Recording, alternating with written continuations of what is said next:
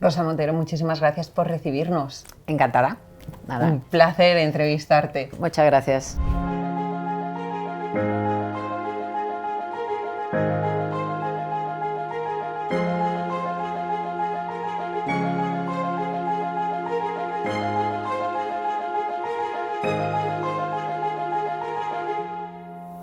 Rosa, a lo largo de tu vida has hecho más de 2000 entrevistas a grandes personalidades como el Ayatollah Khomeini, a Richard Nixon, Julio Cortázar, Arturo Pérez Reverte. Bueno, es que podríamos seguir con la lista y nos quedamos Martin Amis. Bueno, no paran de venirme nombres a la cabeza, ¿no? Con una técnica además pues que es estudiada en las universidades españolas, en las latinoamericanas, porque tú conseguías llegar al tuétano y además hacías una redacción muy divertida. Así que le voy a echar yo narices a la cosa para entrevistar a la entrevistadora. No, que va. No, al contrario. Muchas gracias primero por esas flores tan bonitas, gracias. Pero no, es mucho más fácil entrevistar a colegas, porque sabemos cómo estás en el otro lado y normalmente nos echamos un cable. Una de las entrevistas es a Yasser Arafat, una entrevista que además fue muy complicada, ¿no? Fue especialmente difícil. Porque tú te encontrabas ahí que primero no te la daban, cuando te la daban te tenían esperando, te daban 2 minutos, con 2 bemoles dijiste que no, que 2 minutos no. Cuéntanos un poco cómo fue eso. Sí, fue una entrevista muy difícil de hacer, estuve como un año detrás de ella y luego nos mandaron al fotógrafo y a mí a Túnez, donde él estaba. Esto fue antes de que volviera a los territorios ocupados y nos tuvieron en stand-by. Nos tuvimos que quedar en el hotel de Túnez y nos pasamos como una semana y de repente nos llaman una noche a las 4 de la mañana, nos despiertan, una chica nerviosísima y nos dice deprisa, vamos. Bajamos dormidos, nos metemos en un coche, nos llevan por todo Túnez, porque en aquella época, como este hombre estaba perseguido y todo el mundo lo quería asesinar, de hecho al final consiguieron asesinarlo, sí, porque parece que murió envenenado, pues dormía cada noche en una casa distinta, ¿no? Entonces total, que llegamos a un chalet y ahí estaba lleno de tíos con Kalashnikov y no sé qué. Entramos a una habitación donde este hombre a las 4 o 5 de la mañana, la mujer que nos llevaba al borde de las lágrimas, le tenía terror. Pues este hombre estaba entrevistándose con un periodista suizo y delante de mí le echó con cajas destempladas. Entonces me dijo, ¿y ahora de tal la entrevista? 2 minutos. Yo dije, no, yo dije que era para el suplemento del País, necesitamos más tiempo. Dijo, bueno, pues otro día. Volvieron a llevarnos y otra vez en stand-by. Y a las 2 noches nos volvieron a llamar a las 4 de la mañana, nos llevaron a otro sitio y ya empezamos la entrevista. Y me pareció un hombre tan aterrador. Yo tuve la clara sensación de estar ante un monstruo. No, como si entrevistas a Stalin, quiero decir. Un hombre completamente rigidísimo. Y le hice una pregunta, no me la contestó, sino que contestó con una soflama, lo que le dio la gana, una cosa. Le hice otra pregunta, no la contestó, le hice una repregunta, la tercera me echó, a la cuarta me echó, ¿no? Igual que al suizo, ¿no? Claro, es que yo te imagino a ti haciendo tus preguntas, buenísimas por otro lado, pero eran preguntas incisivas que tú ibas a la médula directamente. Pero es que el tío contestaba lo que le daba la gana, o sea, no tenía nada que ver con lo que tú le habías preguntado. Entonces yo le intentaba repreguntar, le decía, no, pero es que esto es así, y se lo intentaba repreguntar, no en plan así violento y tal, pero en plan bien formulado, pero claro, certeramente formulado frente a un tema, ¿no? En concreto era sobre las malas relaciones con otros países árabes. Y lo esquivaba. Y me echó, sí. Directamente dijo, fuera. Sí, sí. Esa entrevista que tú dices que fue aterradora para ti un poco, ¿no? Esa impresión que te produjo, ¿la has sentido con algún otro entrevistado? No, este ha sido, bueno, con Nixon también era tremendo, pero era otra cosa, o sea, vino... terminó diciendo, le pregunté por la guerra de los satélites y terminó diciendo que asshole, no me llamó. Bueno, pero un momento, es que Nixon tiene puntos hilarantes esa entrevista por cómo tú la describías, ¿no? Y entre otras cosas cuentas que el agente secreto que iba del servicio secreto, que iba a revisar los despachos para ver que todo estaba bien y que no le pasaba nada al presidente, de repente se deja la agenda secreta del agente secreto con todos los secretos. Entonces, Menos mal que el Cándido que la cogió se la devolvió tal cual. Sí, y hizo sí, fotocopias, ¿no? sí, no, todo un delirio. Sin Pero vamos, propósito. esa sensación sobrecogedora que sentí con este hombre, que claro, piensas, un hombre que lleva 15 años, que llevaba durmiendo cada noche en un sitio distinto, que no daba la mano a nadie por miedo a que le asesinaran con veneno, que además podían hacerlo, que tal, y que solamente estaba rodeado, hablo de Arafat, de estos brutos con los Kalashnikov, que eran gente absolutamente entregada, como perros no fieles, que jamás le iban a discutir nada, pues una vida así te vuelve loco. O sea, te convierte en un ego, narciso tremendo. Bueno, por un lado vive rodeado de gente que te adula todo el tiempo y además con el temor de que te pase algo, ¿no? Sí. O sea, desconfiando. Sí, tremendo, sí. Y tremendo, en una nube, tremendo. ¿no? Y luego yo pensé que era un hombre peligroso y de hecho cuando volvió a Palestina tuvo muchos problemas. Tú cuando le estabas preguntando esas preguntas tan directas, ¿no sentías miedo de que pudiera reaccionar de una manera que te hiciera algo? No, nada. Porque dices que era un poco aterrador. No, era aterrador en su contexto, en el tipo de tío. No tenía miedo, pensaban que me podía echar, como había visto echar pero bueno, eso forma parte del periodismo. Nixon, que lo has nombrado, ¿no? Y hemos dicho esa anécdota del agente secreto, pero esa entrevista de Nixon, que es buenísima, y yo le digo, si no se la ha leído, léala, que la va a encontrar y la va a disfrutar, ¿no? Por cómo vas narrando todo, vas describiendo, pero con ese punto de ironía tan tuyo, que es el que digo además que es el que es digno de estudio, ¿no? Pero luego cuentas cómo era la entrevista. Y uno se imagina que cuando uno va con El País a hacer una entrevista, se sentaba enfrente del entrevistado, el entrevistado le contestaba ahí muy bien. Resulta que eso era como una especie de gincana, ¿no? Bueno, depende, sí, en las circunstancias. Habíamos estado... O sea, se metía gente por en medio, contestaba otra Aquello cosa. fue un caos, pero bueno... Depende, hay otras... cada entrevista es un mundo. De hecho, cada entrevista es como una pequeña obra de teatro y tiene sus circunstancias, se realiza en sitios distintos, con tiempos distintos, a veces con gente, a veces sin gente. Recuerdo que cuando entrevisté a Indira Gandhi, pues estaba en su despacho y estaban 2 secretarios suyos con magnetófonos grabando 2... O sea, cada entrevista es un mundo, ya te digo. Indira Gandhi, que dices que era tan pequeñita, ¿no? Pero Sí, luego, tan por otro fuerte, lado, con claro. esa personalidad tan fuerte. Y trágica, porque cuando la entrevisté hacía poco que se había matado a su hijo estaba muy deprimida. Otra mujer a la que entrevistaste, Margaret Thatcher, pero te decepcionó. Bueno, luego he entendido que cuando la entrevisté ya estaba con Alzheimer, sí. Entonces no se sabía. Entonces no se sabía, sí. Pero, ¿qué impresión te quedó a ti de Indira Gandhi, además de esa fortaleza que dices, ¿no? ¿Hubo algo que te impactara especialmente? No, la gravedad, la fortaleza, la gravedad que tenía, la sensación de ser un personaje de la historia, ¿no? Ella era muy consciente de que era un personaje de la historia y luego la depresión, la tristeza, la profunda tristeza.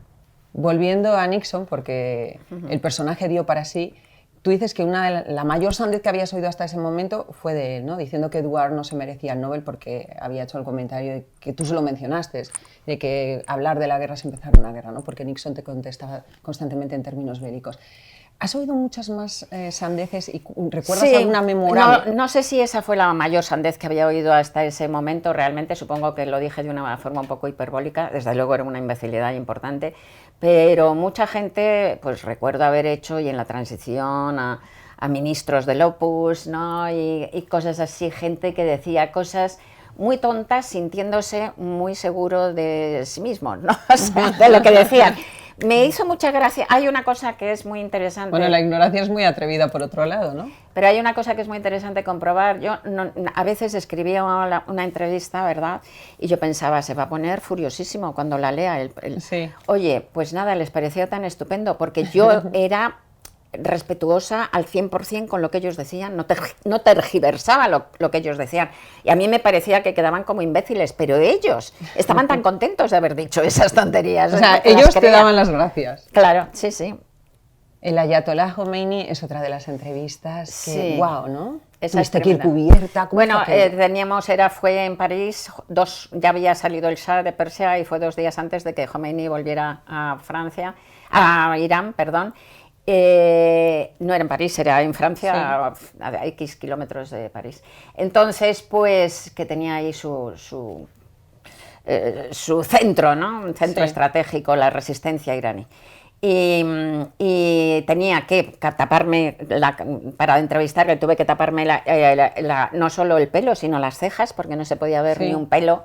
era pecaminoso, el pelo de las cejas tampoco, y luego tenía que mantener mi cabeza más baja que la suya, lo Pero cual, era muy bajito, claro, estaba lo sentado en primero, el suelo. exacto, era un viejo muy bajito y estaba sentado sobre un cojín en el suelo, con lo cual es que tuve prácticamente que hacerle la entrevista tumbada en la alfombra, que ya me pareció, aparte de verdaderamente delirante y risible, me pareció preocupante, porque entonces... por esa equivocación tremenda de que quien está en contra de alguien malo tiene que ser bueno, pues la izquierda mundial creía que Khomeini era alguien bueno. Y a mí todas esas cosas, su relación con las mujeres, pues ya me parecía que era... Entonces hice una ligera crítica en el artículo cuando lo publiqué a Khomeini y me llovieron bastantes críticas de la izquierda. Es que ese etnocentrismo Tú que eres de europeo. izquierdas, o sea, bueno, sí, pero vamos, ¿no? es etnocentrismo europeo y tal.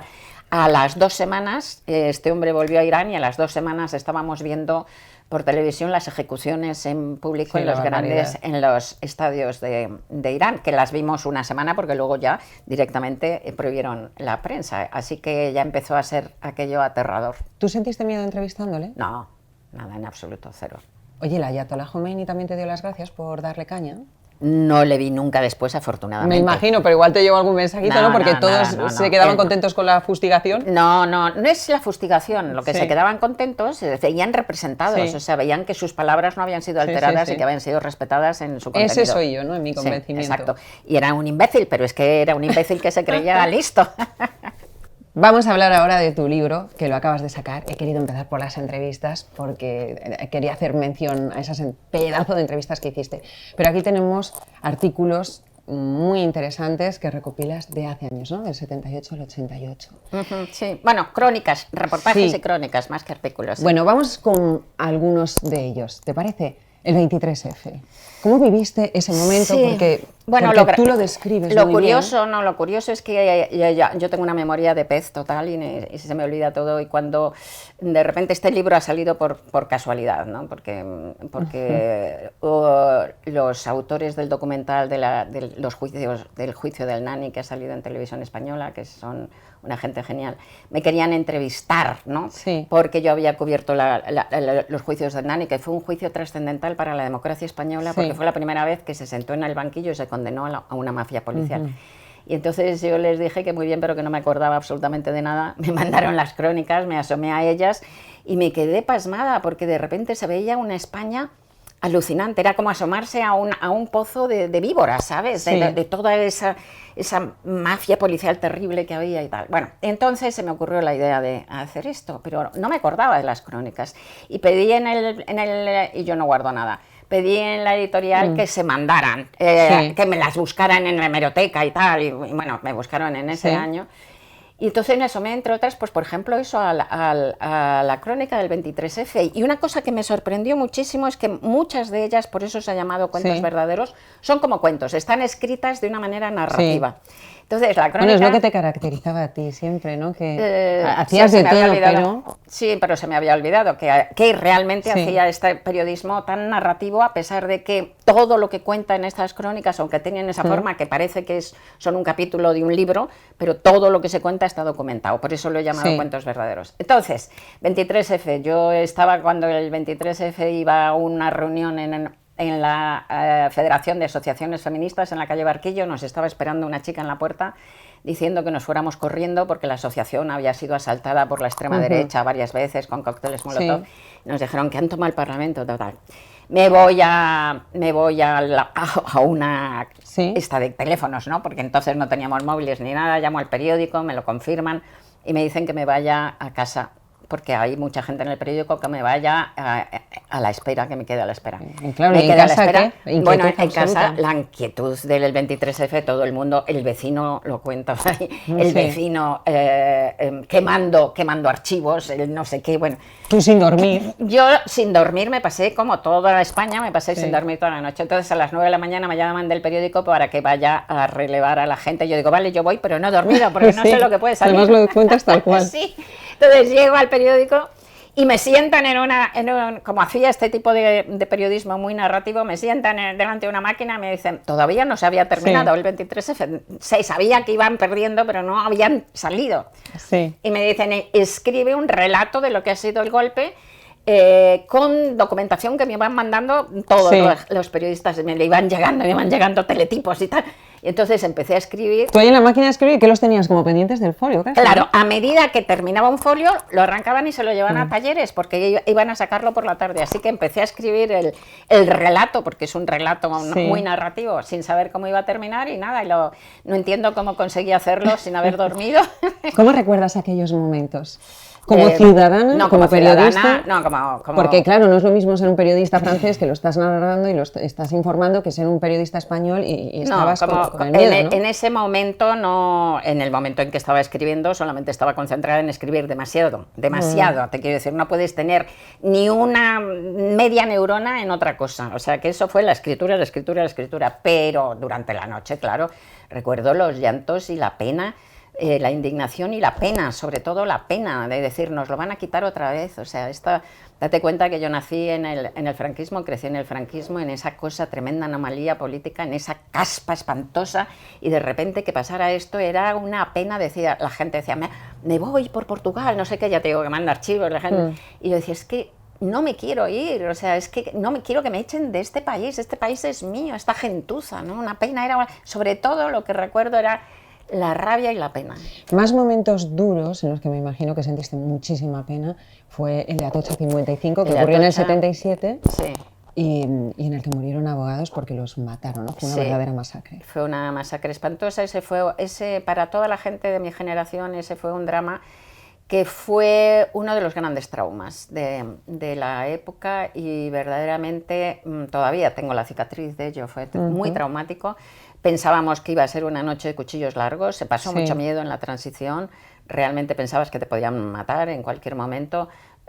Durante los 5 primeros, bueno, entre el 77 y el 81 o así, murieron en manifestaciones como 54 personas, o sea, tú ibas a manifestarte y te podían matar la extrema derecha con pistolas, la policía con pistolas o a palos, entonces se pasaba mucho miedo, te amenazaban constantemente, te ponían bombas, había amenazas de bombas, en el país pusieron una bomba y mataron a un chaval y hirieron muy gravemente a otros 2 trabajadores, o sea, se pasaba muchísimo miedo. Entonces, esta cosa terrible de la matanza de Atocha, además eran mis abogados laboralistas, en concreto el que era el mío era Nacho Montejo, que por fortuna se marchó dos minutos antes, pero fue muy angustioso, es muy terrible, y ese capítulo en concreto parece sacado de una novela negra, lo terrible es que es todo verdad,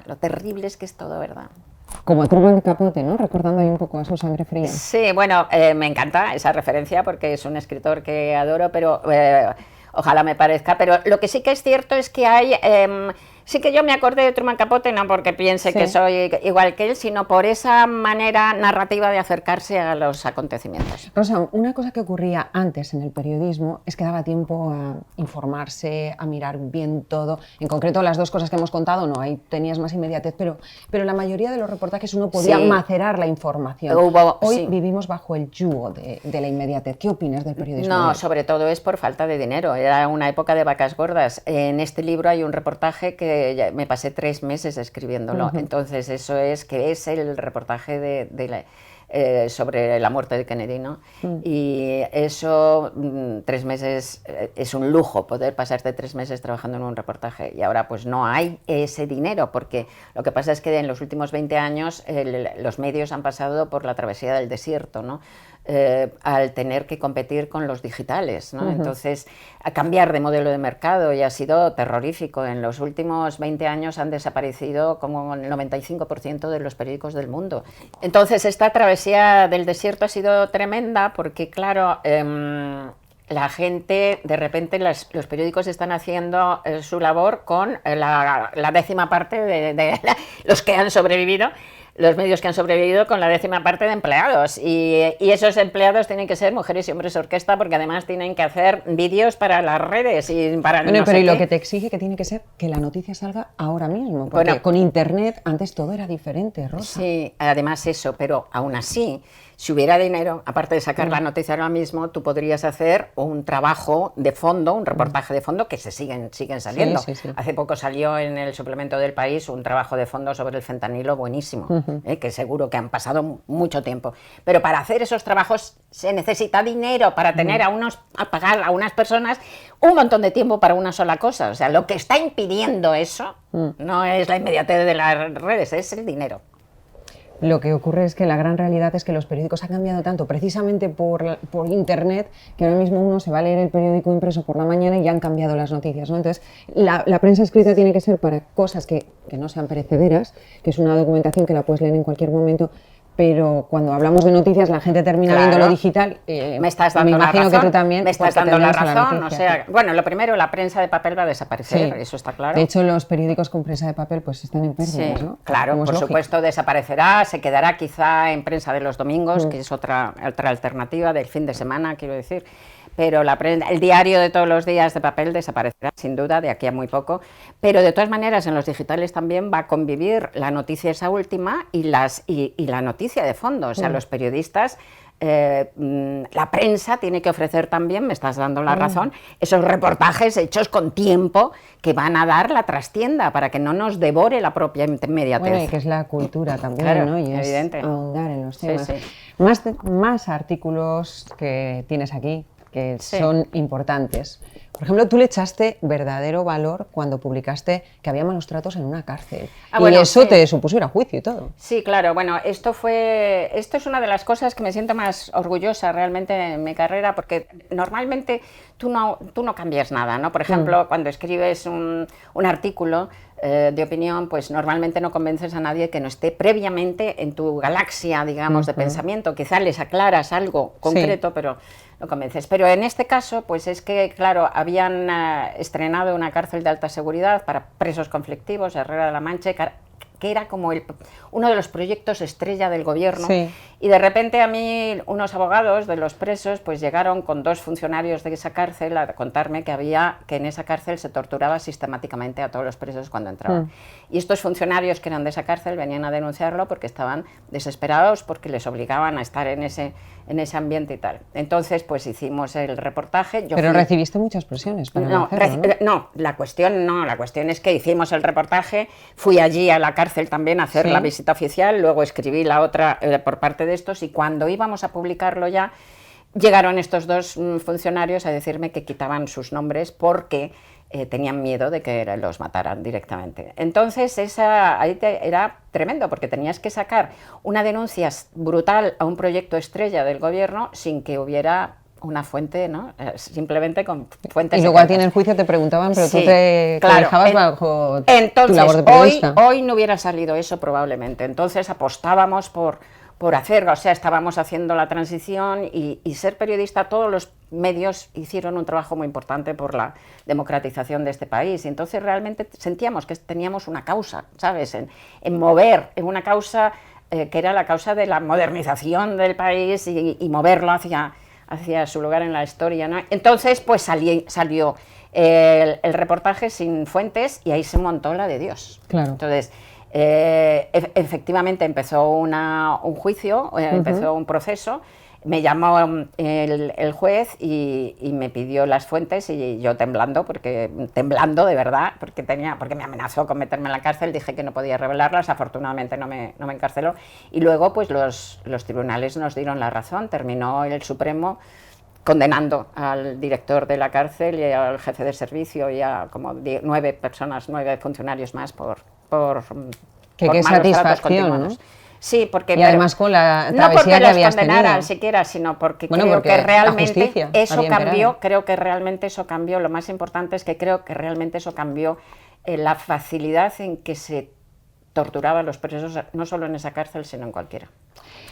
Hablas de lo difícil que es mantener el legado cultural, ¿no? Con un artículo que rescatas pues, a grandes como Benito Pérez Galdós, a los herederos, de Echegaray, y entonces dices, sí, pero los mencionas y dices, qué difícil, porque muchos de ellos lo llevaban como un verdadero peso, cosa que cuesta entender, ¿no? Porque tú dices, bueno, ese familiar de Benito Pérez Galdós, de Benavente, de cualquiera de estos y tienes que estar orgullosísimo, ¿no? Y sin embargo, algunos lo llevan con... Bueno, es un peso, porque con además, en muchos casos, además, hay casas, hay propiedades que no se tiene dinero para mantenerlas y que el Estado las ha dejado caer, ¿no? Pasa con la de Pérez Galdós, que desapareció, pero pasa sobre todo, a mí una cosa que me parece una vergüenza es Ramón y Cajal, ¿no? Sí. Su laboratorio, su casa, todo destrozado, todo destrozado. ¿Cómo no se una persona como Ramón y Cajal, Sí. cómo el Estado no se hizo cargo de todo eso, ¿no? En fin, una pena.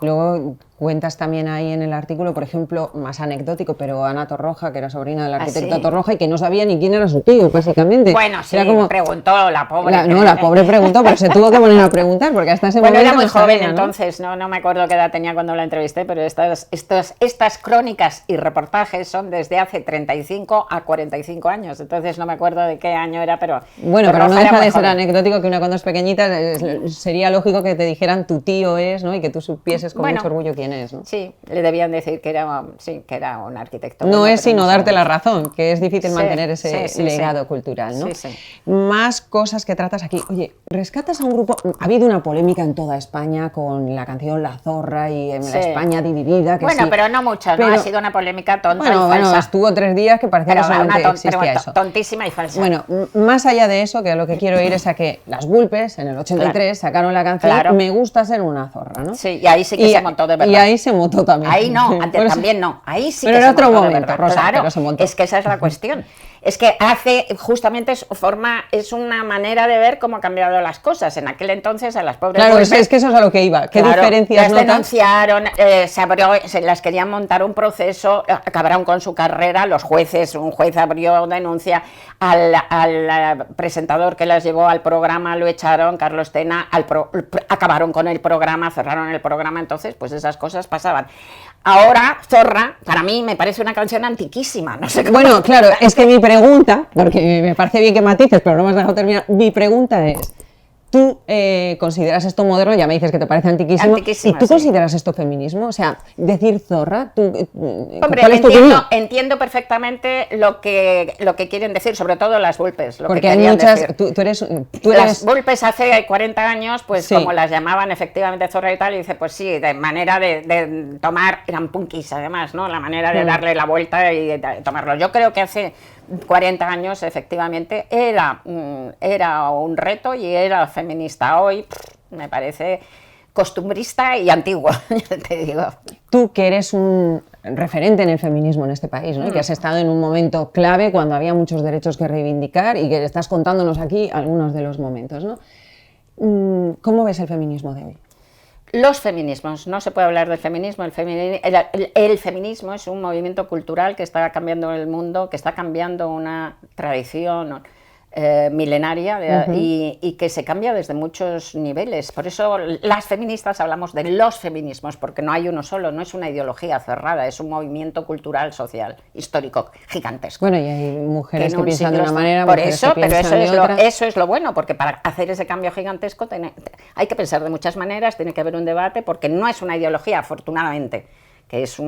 Y luego estamos en un momento súper interesante, porque realmente una de las cosas importantes que están pasando desde el Me Too y tal, en esta oleada última, es que los hombres están dándose cuenta de que el feminismo no es una cuestión de mujeres, el feminismo es de todos, o cambiamos todos, y han cambiado muchos ellos para que nosotras hayamos cambiado también, y que a ellos les conviene también. Como decía Simone de Beauvoir, el feminismo no es un problema de... no es un problema de las mujeres. El machismo no es un problema de las mujeres, el machismo es un problema de los hombres con las mujeres, ¿no? Entonces eso... Simone de Beauvoir, de quien tú también has escrito y has sido dura en el terreno personal, porque dices, sí. Tiene un gran legado cultural, pero sin embargo... Ha sido una de las madres de la modernidad, importantísimo su legado, una pensadora importantísima. Lo que pasa es que por las cartas personales que sacó, la manera en que trataba a sus amantes, familia, sí, mal rollo de mujer. Pero bueno, somos así de complejos. Retomando con el feminismo, hace unos días publicabas, además que ha sido el Día de la Mujer, Sí. el artículo Señoros. Señororidad. Sí, ese era el artículo, pero hablabas de los señoros, ¿no? Sí, sí. Y entonces ese neologismo para hablar de los hombres que son machistas, que no admiten No, para, el feminismo, no, para las viejas elefantes, los señoros, viejos elefantes, que de repente construyen un coro de quejas de los privilegios perdidos. A eso es a lo que he llamado la señororidad. Tú ahí señalas también algunos antiguos compañeros, ¿no?, del país. Sí, bueno, no señalo, no. Viene a partir de los comentarios absurdamente rancios y antiguos que han hecho dos personas que no son tontas, para nada, que son Savater, que ha sido un personaje magnífico y maravilloso Filósofo, en la historia de pensador. España, y Félix de Azúa, que ninguno de los dos son tontos, pero bueno. Luz María Sánchez, compañera del periódico, hizo un artículo precioso hablando de esto, en donde hablaba de la dificultad de envejecer bien, y yo creo que es un poco eso lo que pasa. Lo que ocurre es que hay gente que dice, de hecho, creo que Savater menciona a Churchill, ¿no?, diciendo, Churchill cambió de partido varias veces, pero es que él no cambiaba de ideología, él lo que cambiaba, como se mantenía en la ideología, cambiaba de partido al que se ajustaba a ese entonces. Y tú estás diciendo que ellos han cambiado, ellos dicen que lo que ha cambiado es el otro lado, ¿no? No voy a entrar en eso porque no tengo ganas de ponerme a hablar de Savater, al cual ya te digo que he querido y he admirado, y que me da pena ver cómo la gente envejece mal. De la vejez has hablado varias veces del envejecimiento y del paso del tiempo y de lo importante que es llevarlo bien, lo estás diciendo. ¿A ti te preocupa el paso del tiempo? Hombre, a mí me preocupa muchísimo el paso del tiempo, pero no ya la vejez por una edad determinada de vejez, no. Me ha preocupado siempre, o sea, me preocupa la muerte. El ser humano, que es un ser marcado por la muerte, ¿verdad?, pues vive como si fuera eterno, olvidado de que es mortal. Sí. Salvo un puñado de neuróticos como Woody Allen y como yo, que toda la vida hemos pensado en la muerte, ¿no? Toda mi narrativa está marcada por la muerte.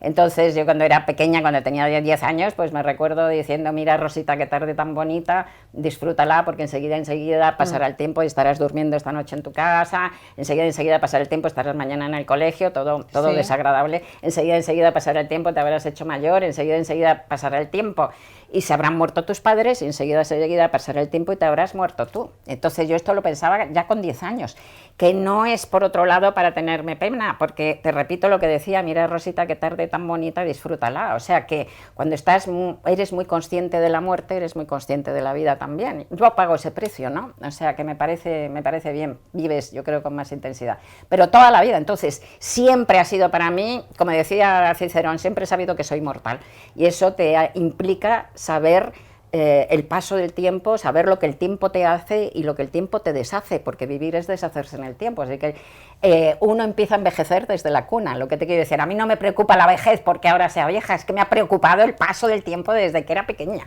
¿no? Bueno, lo que pasa es que, aunque siempre te haya preocupado, ¿no?, cuando uno se va aumentando la edad, bueno, nos pasa un poco a todos. Tengo bastante pensar, menos ¿no?, miedo a la muerte ahora que cuando era joven. Cuando tenía 20 años miraba a la gente alrededor, a la gente de 60, sí, y decía con horror, los miraba por el rabillo del ojo y decía, mira qué horror, tiene 60 años y mira, entra y sale, cualquier día, ¿no? Entra y sale, se va al cine, se va a comer con amigos, está aquí en una terraza tomándose un vermú, y cómo es capaz de hacer eso cuando está tan cerca de la muerte. O sea, si yo tuviera su edad, pensaba con 20 años, estaría debajo. O sea, según tu pensamiento de los 20 ya estarías muerta. Claro, pues sí, cuando está tan cerca de la muerte, simplemente. Sí. ¿Cómo es capaz de eso? Si yo tuviera su edad, estaría debajo de la cama aullando de miedo. Y ahora tengo más que esa edad y no estoy para nada, por el momento, debajo de la cama aullando de miedo, porque realmente he ido... toda mi escritura, yo creo que escribo contra la muerte para perderle el miedo a la muerte, y bueno, algo he hecho. Rosa, volviendo al feminismo, pero para zanjarlo, el feminismo francés consiguió en el 75 que se legalizara el aborto. Sí. Ahora acaba de conseguir que esté en la Constitución. Sí, es magnífico. Aunque ha entrado como... En España tardó 35 años en legalizarse. Sí. ¿Tú cómo ves esta España de hoy? ¿La ves preparada para que ocurra eso? ¿O crees que vamos a tener que esperar 35 años? Bueno, primera cosa, estoy encantada y lo he puesto en redes y me encanta. Lo sé. Viva Francia, pero por otro lado ha entrado en la Constitución como libertad y no como derecho. Tenía que haber entrado como derecho, eso en primer lugar. Bueno, en este caso ha entrado, están sí, ha entrado. Yo estoy contentísima, pero que ha entrado como libertad y no como derecho. Entonces, eso por un lado. Por otro lado, te diré que España es ahora mismo un país bastante menos machista que Francia, según todos los eurobarómetros y todo. Podemos intentar apretar un poco el pistón para conseguir incluir el aborto en la Constitución. Podría ser uno de los Tú dices objetivos. Que España es menos machista. Mencionabas en el artículo de la sororidad un estudio del CIS, una encuesta que se había realizado en el que el 44% de los hombres y el 32% de las mujeres dicen que consideran que todas las medidas de igualdad, las políticas de igualdad, han ido demasiado lejos y que el hombre está discriminado. Ya. ¿Tú Primero no me fío, también decía en ese artículo que no me fío de esa encuesta, porque venían otros datos en la misma encuesta, como que el 92% de las mujeres decían que no tenían los mismos derechos, o sea, datos contradictorios. Las encuestas depende del dirigismo de las preguntas. O sea que primero no me fío de esa encuesta, primero. Y segundo, pues claro, hay un residual de machismo en el que nos educan a todos, en el sexismo, a hombres y a mujeres, a hombres y a mujeres. Y ese residuo muy grande del sexismo, pues todavía funciona, claro. Pero esa balanza, ¿cómo la ves tú ahora mismo entre hombres y mujeres? Te vuelvo a repetir que estamos avanzando. Mira, si nos ponemos en lo concreto, el avance parece desesperante y parece poquísimo. Si nos ponemos en una mirada de vista de águila, pues resulta que en 4 o 5 generaciones estamos cambiando el mundo, estamos cambiando una estructura que ha durado miles de años. Las mujeres no podíamos estudiar en las universidades hasta principios del siglo XX, en España hasta 1911, me parece. Votar hasta el las mujeres no podíamos votar, no, pero en el mundo, hasta mediados del siglo XX, hasta avanzado el siglo XX. En un cantón de Suiza, hasta el 70 y tantos no podían votar.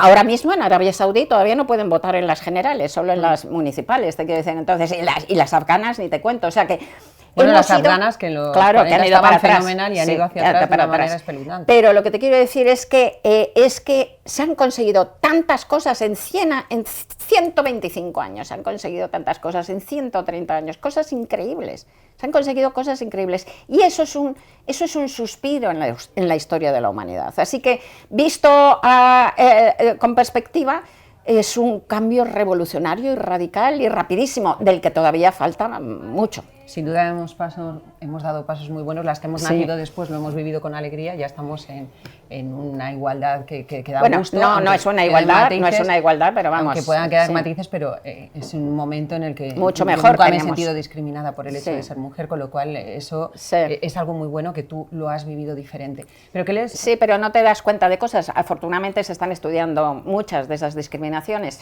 Por ejemplo,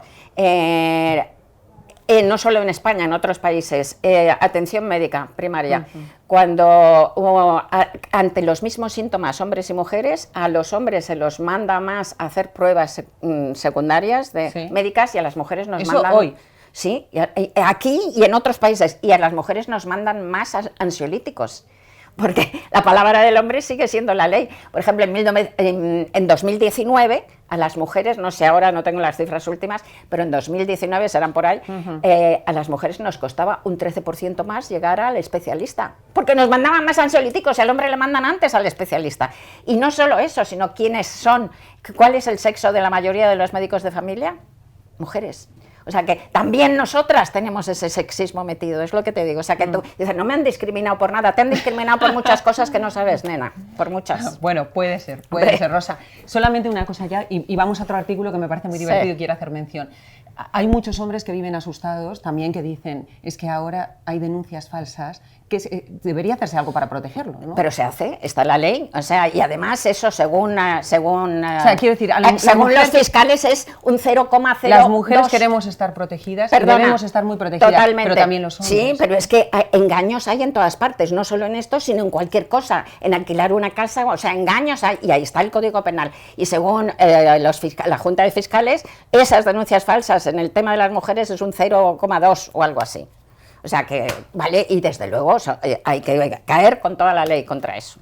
Bueno, vamos con un artículo que no tiene nada que ver, pero es que tú eras una influencer cuando no había influencers, cuando no se sabía ni que era una influencer todavía, ese anglicismo que se ha metido. No sé, dudo. Pues resulta que con uno de tus artículos que hablabas de las groupies, una niña de 15 años decidió que pese a todo lo que decías que era una groupie, ella decidió que se hacía groupie. Bueno, es una anécdota simpática. Sí, no, es que uno de los reportajes que hago en este libro es cubriendo la gira que hizo Miguel Ríos en 1982, que es todavía la gira más importante del rock español que se ha hecho nunca. Y entonces, bueno, yo me fui y lo titulé Diario de una groupie, porque me sumé a ellos, me fui con ellos. Me sumé al autobús, iba con ellos en el autobús, el blues del autobús, ¿verdad? A los diversos sitios y tal, entonces lo titulé Diario de una groupie y decía que una groupie es esa chica, lo explicaba, ¿no? Sí. El título era que de coña. Que hace de ujier un poco. Era de coña el título, es verdad, pero las groupies son esas chicas que se juntaban a las bandas rockeras, fundamentalmente en las bandas de música, y que entonces se pegaban y que les mandaban, bueno, lo de siempre, el peor trabajo vicario de la mujer, típico, pues les mandaban, les mimaban, les traían los cafés y luego se acostaban con el que estuviera, ¿no? Más dispuesto. Y entonces, pues, escribo el artículo y recibí una carta de una niña de 15 años diciendo que le había encantado y que quería ser una groupie y que cómo podía hacerse. Y tú dijiste, ¡ah! La escribí y le dije, no.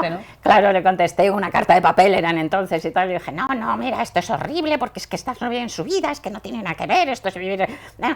Y nada, y me contestó y me dijo, sí, ay, gracias. Y luego me la he encontrado hace poco, ya casi 60. Que lo cuentas aquí también. Y nos reímos muchísimo, sí, se presentó. Y te daría las gracias de no haberse hecho groupie, ¿no? Sí, después de, con la madurez, ¿no? Ya con el con bueno, ese pozo. No se hubiera hecho groupie, esa es la típica cosa que hace una niña de 15 años en un momento así, tonto. Rosa, viendo todos los reportajes que tienes aquí, las entrevistas que mencionábamos antes, ¿te da nostalgia? No, nada. Mira, empecé a trabajar con 19 años como periodista, he pasado mucho tiempo trabajando, he trabajado mucho, intensamente. Ahora mismo solamente tengo de relación con el periodismo artículos semanales y con eso me basta, porque ya el periodismo que yo he hecho, que es reportera plumilla, como llamábamos en el métier, ¿no?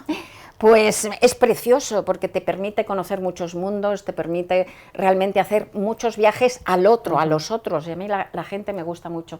Pero es muy exigente y ya lo he hecho demasiados años, así que nada, ahora prefiero dedicar mi tiempo a otras cosas, que es escribir novelas, escribir ensayo, leer y bueno, sí, cultivarme más, aprender cosas, no sé. Que además tu historia es muy bonita porque es la de una niña de una familia humilde que tenías un tío que tenía una biblioteca y que te pusiste mala con tuberculosis, ¿no? Y tu madre, cuéntame tú, pero tu madre te iba llevando libros. Sí, bueno, ya leía antes, porque mi madre me enseñó a leer con 3 años o algo así. Y lo que pasa es que en mi casa no había libros, entonces pues lo que hacía mi madre, tenía un tío que efectivamente que era pintor, hermano suyo, que se había ido a hacer las Américas, como se decía entonces, pintor retratista, quiero decir.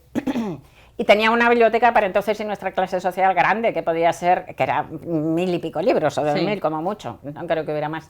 Entonces mi madre había dejado la casa y mi madre iba, la casa alquilada, pero la pagaban y iba y venía con 20 centímetros de libros, o sea que yo he leído... Que podía ver lo que fuera. Lo que fuera. Libros de adultos, claro, que no entendía nada. Recuerdo en concreto Las uvas de la ira de John Steinbeck, que lo leí y no entendí nada, claro. Claro. Y yo decía, ay, qué fascinante es la vida de los adultos. Qué compleja. Qué compleja, qué fascinante, qué ganas de ser mayor para entenderlo. Luego me hice mayor y vi que se sigue sin entender la vida. Que pasan los años y uno no entiende. No se entiende. Rosa, ¿tú cuándo tomaste conciencia de que querías ser escritora? No, eso ya estaba allí. No. Como la mayoría de los novelistas, empecé a escribir de niña, ¿no? Entonces, mis primeros cuentos, que eran de unas ratitas que hablaban, los escribí con 5 años para 6. Mi madre los fechó, los guardó. Así que puedo decir que desde que desperté a la vida, la escritura ya estaba ahí, parafraseando a Monterroso.